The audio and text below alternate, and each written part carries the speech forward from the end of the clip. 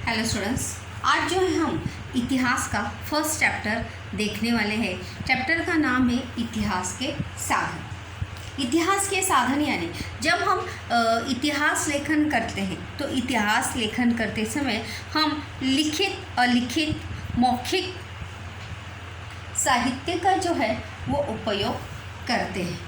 और इतिहास लेखन की परंपरा शुरू होने के बाद किस प्रकार से कौन कौन से इतिहास के साधन जो है वो हम इतिहास लेखन करते समय यूज़ करते हैं या उपयोग में लाते हैं, यही जो है इतिहास के फर्स्ट चैप्टर में देखने वाले हैं। चैप्टर का नाम है इतिहास के साधन।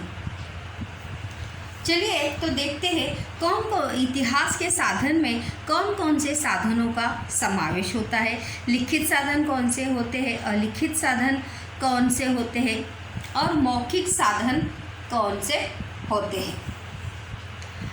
अगर हम देखेंगे अब तक हमने यानी 5वीं से लेके 8वीं तक जो है हमने प्राचीन, मध्ययुगीन और आधुनिक भारत के इतिहास का अध्ययन किया है।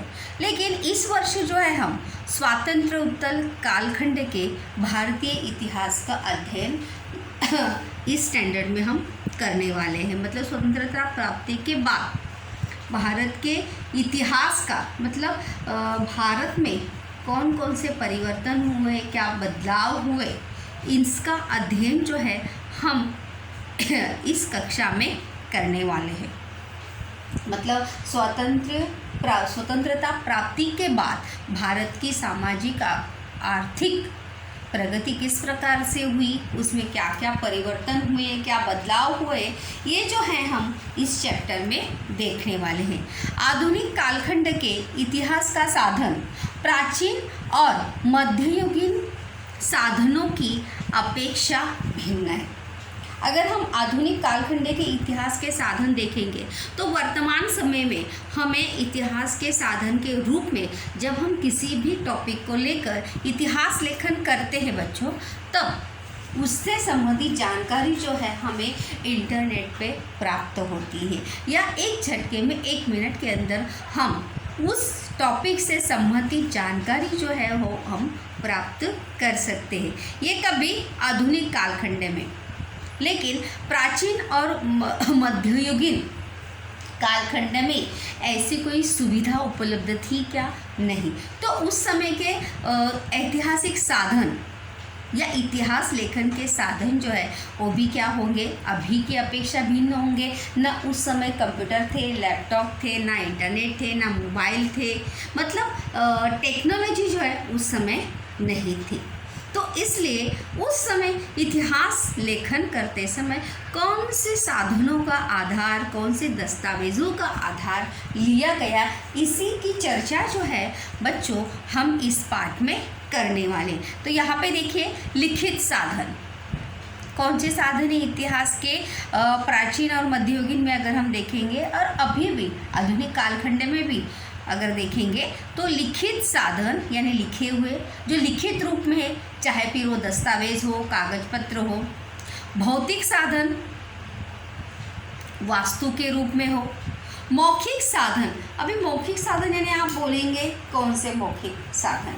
मौखिक साधन यानी जो परंपराएं चलती आ रही है, जो सांस्कृतिक परंपराएं चलती आ रही है, जो प्राचीन या पुराणों की कहानियाँ जो है वो हमने सुनती आ रही है। फिर देखिए फॉर एग्जांपल अगर हम लेंगे मौखिक साधन का तो रामायण और महाभारत की कहानियाँ जो है वो हमारे लिए मौखिक साधन के रूप में ही है। उस समय प्रत्यक्ष जिसने लेखन किया होगा या इसके बारे में जो जानकारी हमारे पास है वो जानकारी देने वाला या बताने वाला वहाँ पर प्रत्यक्ष रूप से होगा क्या? नहीं। जिस प्रकार से देखो स्टोरी टेलिंग, कहानी जो है एक से दूसरे की ओर, दूसरे से तीसरे की ओर कहानी जो है वो बढ़ती रहती है, तो उसी को कहा जाता है मौखिक साधन। तो मौखिक साधन में सांस्कृतिक परंपराएं, कला, ये सब उसमें आएगा।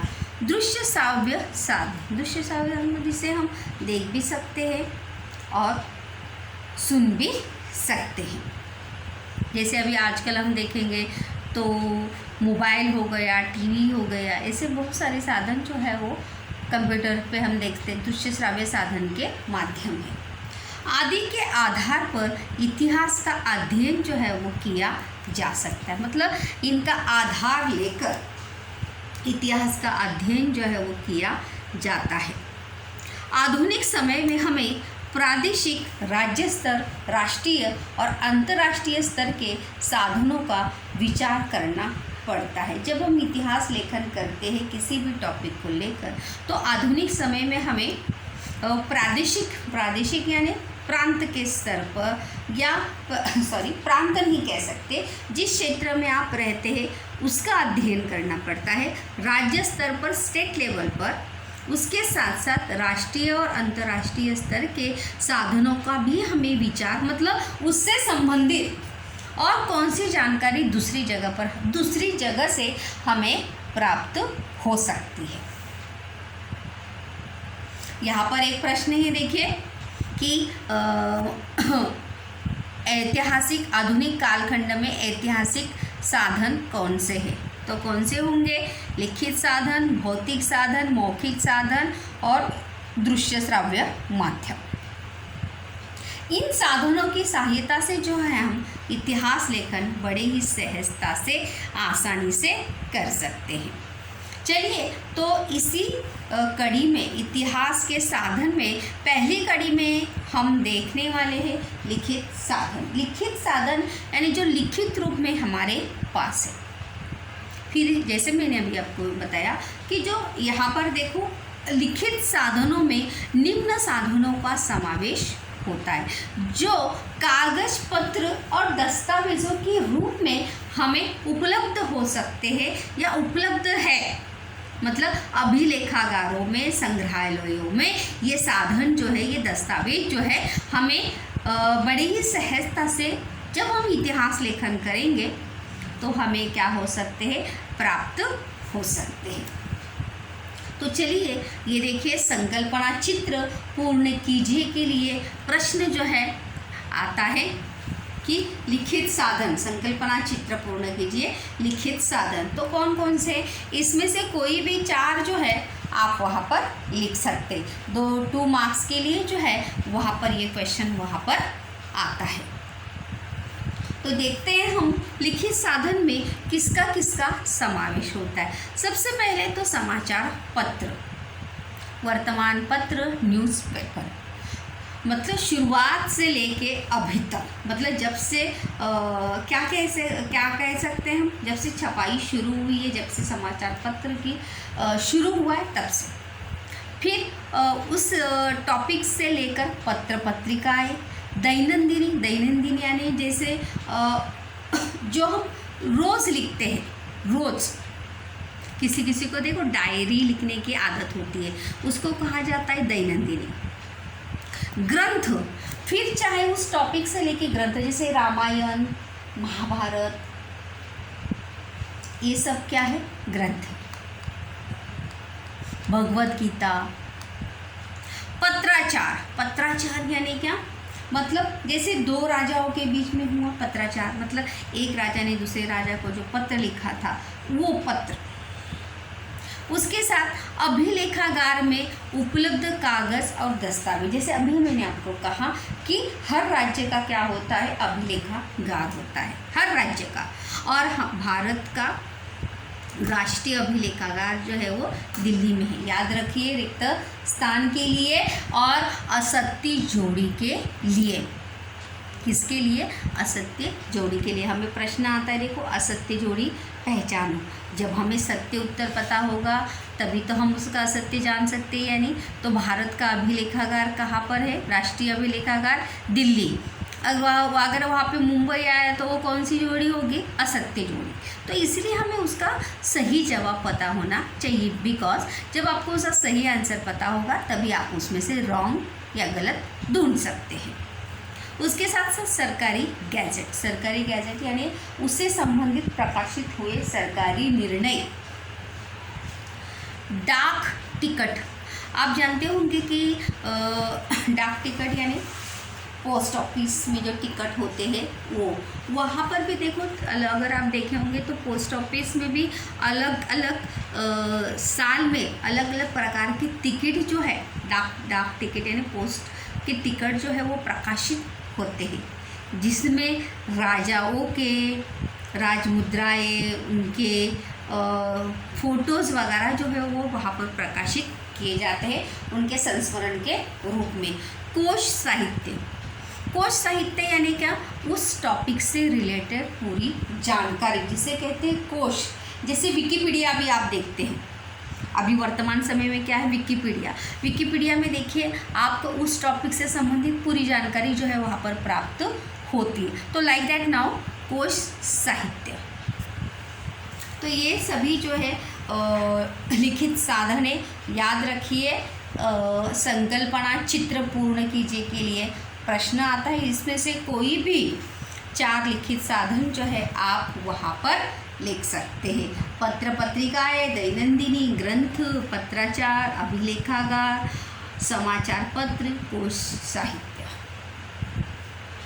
देखिए जो बात मैंने अभी आपको बताई कि क्या आप जानते हैं, इसमें से भी बच्चों प्रश्न पूछे जाते हैं, तो इसको भी स्टडीज़ करना या पढ़ना आवश्यक है। क्या आप जानते हैं, यहाँ पर अभी मैंने आपको वही प्रश्न बताया कि क्या आप जानते हैं, कि आपको पता है कि ऐतिहासिक दस्तावेज जिस स्थान पर, अभिलेखागार किसे कहते हैं, प्रश्न भी है कि अभिलेखागार किसे कहते हैं अभिलेखागार, टिप्पणी के लिए भी है कि जिस स्थान पर ऐतिहासिक दस्तावेज जिस स्थान पर सुरक्षित रखे जाते हैं उस स्थान को क्या कहा जाता है, अभिलेखागार। क्या कहा जाता है, अभिलेखागार। देखिए यहाँ पर है, ऐतिहासिक दस्तावेज जिस स्थान पर सुरक्षित रखे जाते हैं उस स्थान को क्या कहा जाता है, अभिलेखागार। और भारत का राष्ट्रीय अभिलेखागार जो है वो कहाँ पर है, नई दिल्ली में। कहाँ पर है, नई दिल्ली में। और यह अभिलेखागार एशिया खंड का, एशिया महाद्वीप का, खंड मराठी शब्द है सॉरी, एशिया महाद्वीप का सबसे बड़ा अभिलेखागार है भारत का। मतलब एशिया महाद्वीप में भारत का अभिलेखागार जो है सबसे बड़ा अभिलेखागार है, जिसमें लिखित साधनों के रूप में ऐतिहासिक कागज़ या दस्तावेज जो है अभिलेखागार में सुरक्षित रखे गए हैं। जब आप उससे संबंधित इतिहास लेखन करेंगे तो इतिहासकारों को वो दस्तावेज जो है उपलब्ध हो सकते हैं। देखिए आधुनिक समय में समाचार पत्र जैसे लोकतंत्र का चौथा स्तंभ है। ये भी बहुत महत्वपूर्ण प्रश्न है रिक्त स्थान के लिए कि समाचार पत्र को लोकतंत्र का कौन सा स्तंभ कहा जाता है, चौथा स्तंभ। कौन सा स्तंभ कहा जाता है, चौथा स्तंभ। वैसे ही वे जानकारी देने वाले प्रमुख साधन भी है।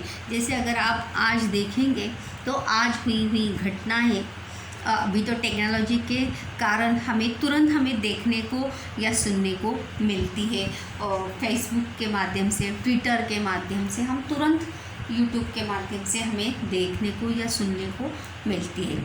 उसी के साथ साथ समाचार पत्र जो है डिजिटल रूप में भी हमें उपलब्ध है। तो इसीलिए लोकतंत्र का चौथा स्तंभ इसलिए कहा गया है कि वहाँ पर समाचार पत्र में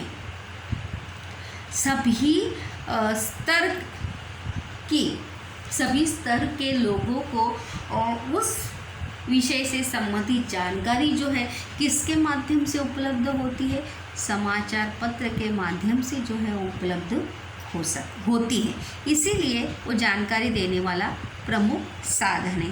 क्योंकि अगर वर्तमान समय की ही बात हम करेंगे तो कुछ लोग ऐसे होते हैं जिनके पास स्मार्टफोन नहीं होता है, नेटवर्क या इंटरनेट की सुविधा नहीं होती है। आज भी ऐसे बहुत सारे क्षेत्र हैं कि जहाँ पर इंटरनेट की, स्मार्टफोन की व्यवस्था या सुविधा जो है आज भी उस सुविधा से कुछ लोग वंचित हैं। तो ऐसे में समाचार पत्र जो है एक लिखित साधन के रूप में बहुत ही महत्वपूर्ण भूमिका जो है वो निभाता है। वर्ष 1961 से लेके, जैसे भी मैंने कहा छपाई जब से वो 2000 की कालावधि का विचार करें तो दिखाई देता है कि प्रारंभ में छापा माध्यमों का यानी छपाई की शुरुआत या छपाई की माध्यम जो है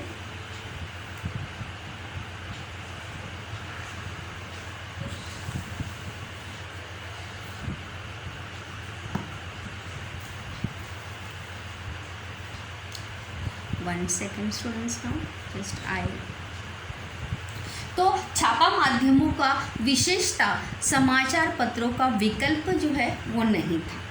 मतलब शुरुआत में जो है छपाई की सुविधा जो है वो बड़ी आसानी से या सहजता से जो है वहाँ पर उपलब्ध नहीं होती थी, ऑप्शन नहीं था।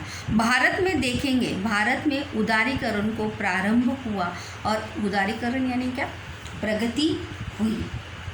हर क्षेत्र में, औद्योगिक क्षेत्र में, तकनीकी के क्षेत्र में, तंत्रज्ञान के क्षेत्र में, टेक्नोलॉजी के क्षेत्र में जो प्रगति हुई और इंटरनेट यानी अंतर्जाल का सब और प्रचार प्रसार जो है वो प्रारंभ हुआ। फलतः इसके कारण छापा माध्यमों का विकल्प उपलब्ध हुआ और यद्यपि ऐसा हुआ फिर भी छापा प्रसार माध्यमों की सामर्थ्य अभी भी बनी। मतलब अगर हम देखेंगे ये वाक्य जो है हमें ये बताता है कि भले ही अभी इंटरनेट या स्मार्टफोन या टेक्नोलॉजी का ये ज़माना है, लेकिन फिर भी आज भी समाचार जो है एक प्रभावी ऐसा लिखित माध्यम या प्रसार माध्यम जो है वो बना हुआ है। देखो यहाँ पर बोला भी कि प्रसार माध्यमों की समाचार पत्र जो है प्रसार माध्यमों में सबसे श्रेष्ठ ऐसा माध्यम अभी भी बना हुआ है टेक्नोलॉजी या तकनीकी आने के बाद भी। अभी यहाँ पर अगर देखेंगे तो समाचार पत्र एक टिप्पणी के लिए भी है प्रश्न। तो इन समाचार पत्रों के माध्यम से हमें कौन कौन सी जानकारी जो है वो प्राप्त होती है। अगर आप न्यूज़पेपर पढ़ते होंगे तो वहाँ पर अगर देखेंगे राष्ट्रीय, अंतर्राष्ट्रीय, क्षेत्रीय, राजनीति, कला, अंतर्राष्ट्रीय, साहित्य, समाज और सांस्कृतिक घटनाओं से अवगत होते हैं या अवगत हमें कराते हैं और साथ ही साथ मानव जीवन से जुड़ी सभी गतिविधियाँ समाचार पत्र में छपती हैं। अगर आप समाचार पत्र को ध्यान से पढ़े होंगे या पढ़ते होंगे तो आपने देखा होगा समाचार पत्र में अलग अलग क्षेत्र की जानकारी जो अलग अलग छपी होती है। मतलब राष्ट्रीय से जुड़ी खबरें अलग होती है, अंतर्राष्ट्रीय से जुड़ी खबरें अलग होती है, साहित्य से जुड़ी खबरें अलग होती है, खेलकूद से जुड़ी खबरें अलग होती है, सांस्कृतिक दुनिया से मतलब टीवी या मनोरंजन से जुड़ी खबरें जो है वो अलग छपती है। और इन सभी घटनाओं से अवगत जो है वो हमें कौन कराते हैं, समाचार पत्र कराते हैं। और साथ ही साथ मानव जीवन से जुड़ी सभी गतिविधियाँ जो है समाचार पत्र में छपती है। अगर आप देखते होंगे विविध प्रकार के एड्स होते हैं, विज्ञापन वहाँ पर होते हैं, फिर चाहे वो काम से संबंधित होते हैं, किसी प्रोडक्ट का, मतलब हर मानव से जुड़ी सभी गतिविधियाँ जो है समाचार पत्र में छपती है। राष्ट्रीय स्तर पर कार्य करने वाले समाचार पत्र समूहों ने अपने प्रादेशिक संस्करणों का प्रकाशन जो है वो प्रारंभ किया है। और साथ ही साथ कुछ समाचार पत्रों में प्रादेशिक भी समाचार पत्र जो है वो शुरू संस्करण यानी क्या उसका प्रकाशन जो है उन्होंने प्रारंभ किया है। मतलब उस क्षेत्र की जानकारी से प्रकाशित वहाँ पर होगी या छापी जाएगी। जैसे पूना ये शहर ले लो, सातारा ये शहर ले लो, मतलब वहाँ की ही जानकारी जो है उस न्यूज़पेपर में छपती है। फिर अहमदनगर ले लो,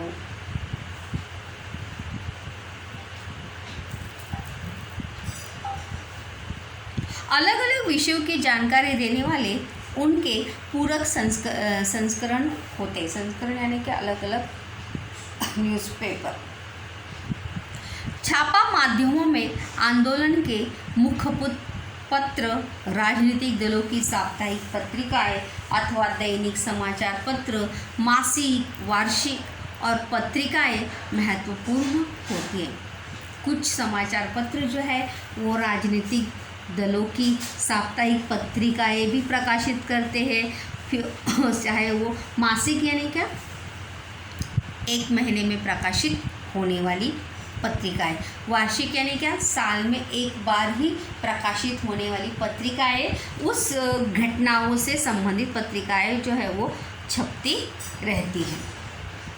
कुछ समाचार पत्र वर्ष के अंत में संपूर्ण वर्ष की महत्वपूर्ण घटनाओं की समीक्षा करने वाले संस्करण भी प्रकाशित करते हैं। तो कुछ समाचार पत्र, न्यूज़, अलग अलग समाचार पत्र जो है नवभारत टाइम्स है, times of India, Indian express, mid day, ऐसे बहुत सारे न्यूज़पेपर है जो पूरे साल की घटनाओं की समीक्षा करने वाला भी समीक्षा यानी पूरे साल क्या हुआ, हमारे देश में कौन सी राजनीतिक, सांस्कृतिक और क्रीड़ा से जुड़ी घटनाएं वहाँ पर घटी, और इन प्रमुख घटनाओं को समझने में जो है हमें सहायता प्राप्त होती है कि पूरे साल हमारे देश में कौन कौन सी घटनाएं जो है वहाँ पर घटित हुई। समाचार पत्र से ही जुड़ी दूसरा टॉपिक है यहाँ पर कि press trust of India, PTI, press, इसके ऊपर भी प्रश्न टिप्पणी है स्टूडेंट्स, ध्यान दीजिए। PTI का फुल फॉर्म क्या है? Press trust of India. वर्ष 1953 के बाद भारत के बहुसंख्यक समाचार पत्रों के लिए सभी महत्वपूर्ण घटनाओं का प्राथमिक विवरण महत्वपूर्ण विषयों पर आधारित लेखों का उपलब्ध स्रोत जो है वो प्रेस ट्रस्ट ऑफ इंडिया था। मतलब वहाँ पर 1953 के बाद भारत में जो घटनाएं हुई उसका प्राथमिक विवरण जो है यह बहुत सारे विषयों के ऊपर आधारित लेखों का एक माध्यम जो है, मतलब अगर आपको किसी टॉपिक को लेकर इतिहास लेखन करना है तो उससे जुड़ी जानकारी जो है आप प्रेस ट्रस्ट ऑफ इंडिया से न्यूज़ समाचार पत्र के माध्यम से जो है बड़े ही आसानी से प्राप्त कर सकते हैं। प्रेस ट्रस्ट ऑफ इंडिया ने अनगिनत, मतलब हम गिन नहीं सकते, अनकाउंटेड ऐसे समाचार पत्रों को विभिन्न समाचार, छायाचित्र, आर्थिक और वैज्ञानिक विषयों से संबंधित लेखों की आपूर्ति की मतलब पूरी लोगों की मांग को जो है उन्होंने पूरा किया है। मतलब जो लोग इतिहास लेखन करना चाहते थे इस टॉपिक को लेकर, तो उन्हें उस टॉपिक से जुड़े समाचार, छायाचित्र यानी फोटोज़, आर्थिक और वैज्ञानिक विषयों से संबंधित उस समय जो लेख छपे हुए थे वो जो है लोगों को उन्होंने उपलब्ध कराए। अब PTI ने अपनी ऑनलाइन सेवाएं, वर्तमान समय में अगर देखेंगे तो PTI ने भी अपनी ऑनलाइन सेवाएं जो है वो प्रारंभ की है, और PTI ने 1990 के दशक में टेलीप्रिंटर्स के स्थान पर उपग्रह प्रसारण जो है तकनीकी द्वारा समाचार भेजना शुरू किया, और आधुनिक भारत के इतिहास लेखन के लिए यह सामग्री महत्वपूर्ण है। मतलब 1990 के दशक में टेलीप्रिंटर्स के स्थान पर उपग्रह प्रसारण, जैसे भी हम केबल्स वगैरह देखते हैं, केबल्स में अलग अलग चैनल्स वगैरह देखते हैं, तो वहाँ पर भी समाचार भेजना जो है उपग्रह प्रसारण तकनीकी द्वारा उन्होंने शुरू किया, और आधुनिक भारत के इतिहास लेखन के लिए ये बहुत ही महत्वपूर्ण ऐसी सामग्री जो है वो मानी जाती है। और इसीलिए प्रेस ट्रस्ट ऑफ इंडिया यानी PTI जो है इतिहास लेखन में बहुत ही महत्वपूर्ण ऐसा लिखित साधन है, जो 1953 के बाद जो है भारत में हुई बहुत सारी घटनाओं से संबंधित जानकारी जो है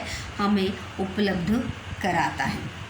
और जहाँ पर ध्यान देखिए, रिक्त स्थान के लिए भी है कि 1990 के दशक में टेली प्रिंटर्स के स्थान पर उपग्रह प्रसारण तकनीकी द्वारा समाचार कभी शुरू हुआ, क्या नाम है उसका, उपग्रह प्रसारण तकनीकी द्वारा, टेक्नोलॉजी के द्वारा समाचार भेजना शुरू किया। और यही माध्यम जो है आधुनिक भारत के इतिहास लेखन के लिए यह सामग्री महत्वपूर्ण है। तो आज के जो टॉपिक में जो है हमने समाचार पत्र, लिखित साधन में हमने समाचार पत्र जो है यहाँ पर देखा। अगर आज भी देखेंगे तो एक समाचार पत्र जो है लिखित साधन के रूप में बहुत ही अहम और महत्वपूर्ण भूमिका आज भी निभाते हुए हमें नज़र आते। इसीलिए समाचार पत्र को लोकतंत्र का चौथा आधार स्तंभ जो है कहा जाता है।